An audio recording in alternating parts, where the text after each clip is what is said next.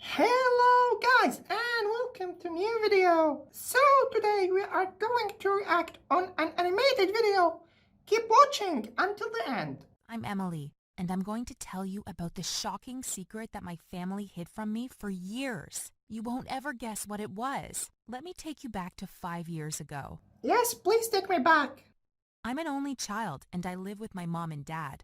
Dad is a manager for a chain of home improvement stores, and he is always changing what store he manages, so we move around the country a lot. It's kind of difficult to make and keep friends when you are only in one town for a year, or sometimes less. Of course. It's getting even more difficult now that I'm 15. I never complained when we moved when I was younger. It always seemed like a big adventure. That was until I met Brad. I met him on my first day at the school I'm in at the moment, and I was obsessed with him straight away. He is so gorgeous and popular. I never thought that he would be interested in me, but he was. We started going out and he even bought me a ring as a present. He is so romantic. But then it all went wrong. That night over dinner was when Dad told me that we were going to be moving again. We would only be in this town for one more week before we would have to move over 100 miles away. It was so far away I wouldn't be able to see Brad anymore. I couldn't take it. It was heartbreaking. I had finally found somewhere where I really liked to live.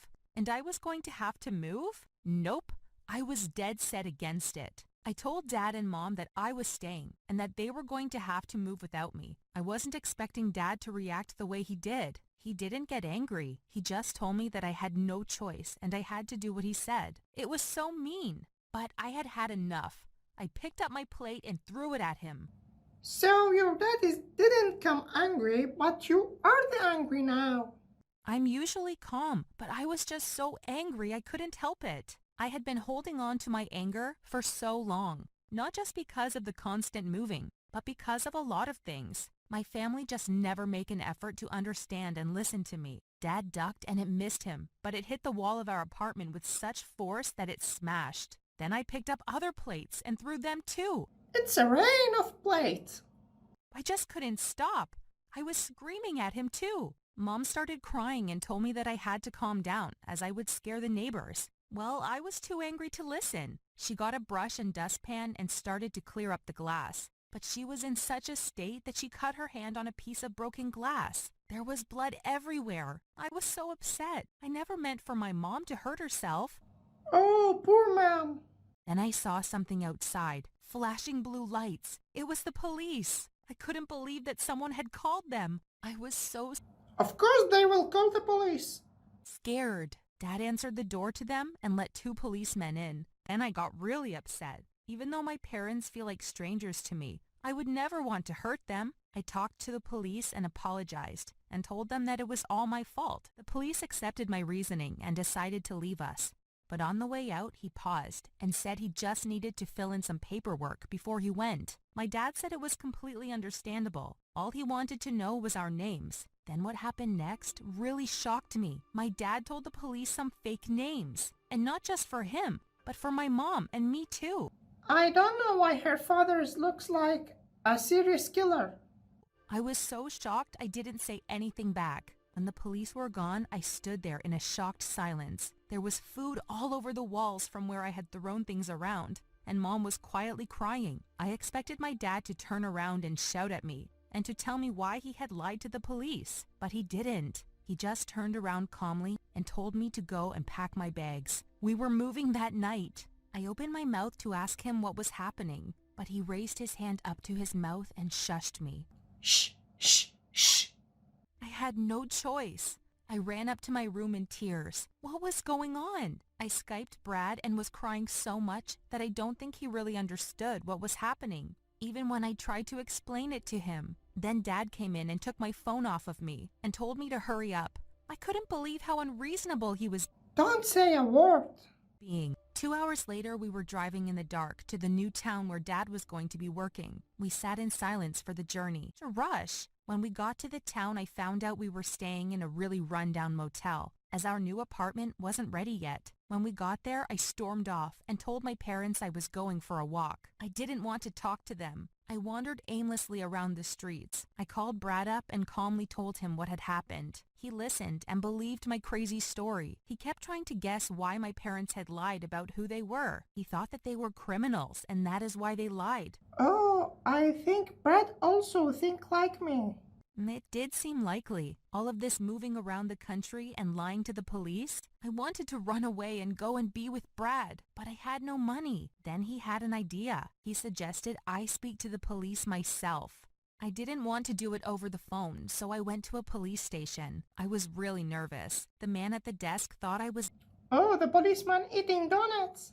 lying at first. I could tell he didn't believe what I was saying. He still wrote it all down, but was reluctant to do so. I just begged him to believe me and to pass it on to the police officers who had been to my old apartment earlier that night. When I left, I still wasn't sure if he believed me or not. When I got back to the motel, Dad was sitting outside and he was livid. He was so angry that I was out by myself at night.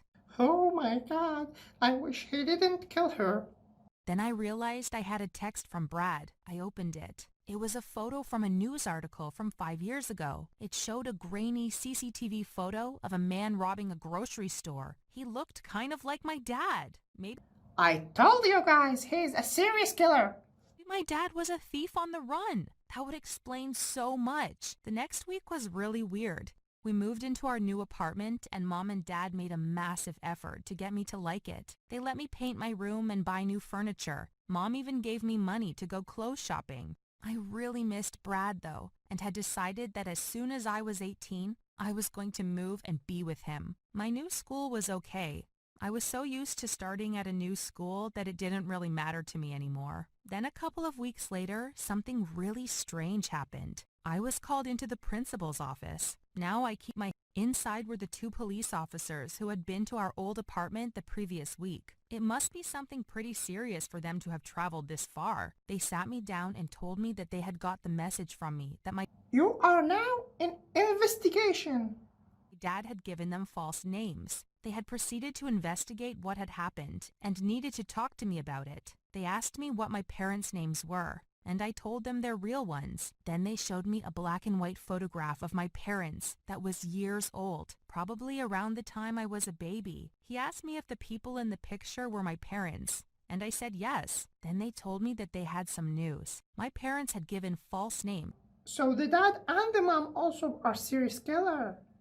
as they were wanted by the police. I told them that I already knew and explained how Brad had found the picture of my dad robbing a grocery store. The policeman frowned. He said that wasn't why he was here, and that case had already been solved, and that my dad was wanted for something far more serious: kidnapping. He told me that almost 16 years ago, 2 girls were born at the same hospital on the same day and had the same surname. Somehow the hospital had managed to get the babies confused, and the parents ended up taking the wrong babies home. Neither family knew anything was wrong until the girls were 5.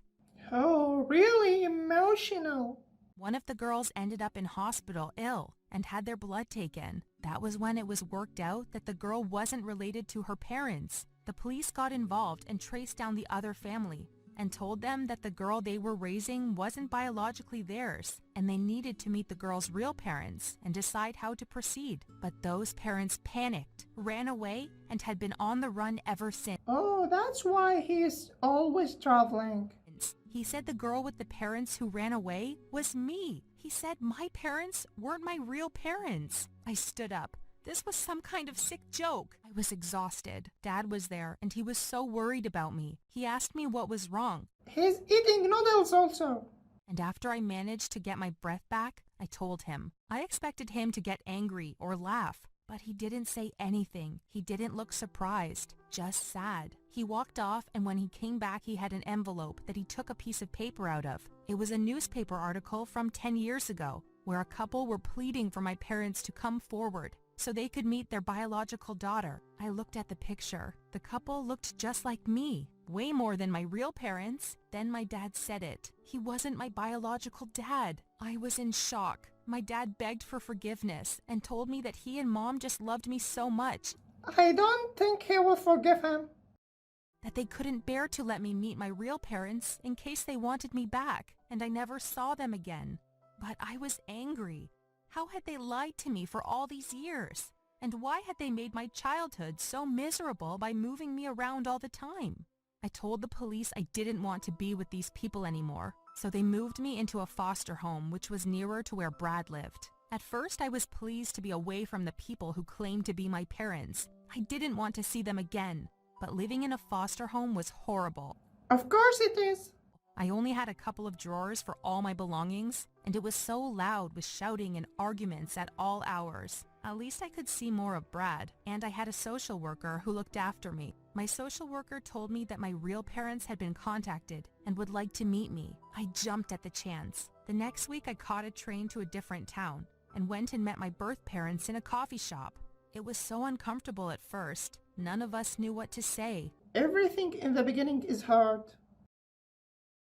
But after a while it got easier. I looked so much like the dad, and I sounded so similar to the mom. It was so weird. We spoke about our lives, and they told me how they had spent years trying to find me. Then I got to meet Ashley, the baby who I was accidentally swapped with, who is almost 16 like me. It was so weird. She looked a lot like my parents. I suppose she is biologically theirs. The hair color is the same, the eye color is the same. Going back to my foster home, I had so much to think about. I couldn't get my head around it all. Me and Ashley messaged each other a lot. She was the only person who really understood how I felt. That was 5 years ago, and now I live with Brad in our own apartment. I'm in touch with my birth parents and the parents who raised me, who I still call mom and dad.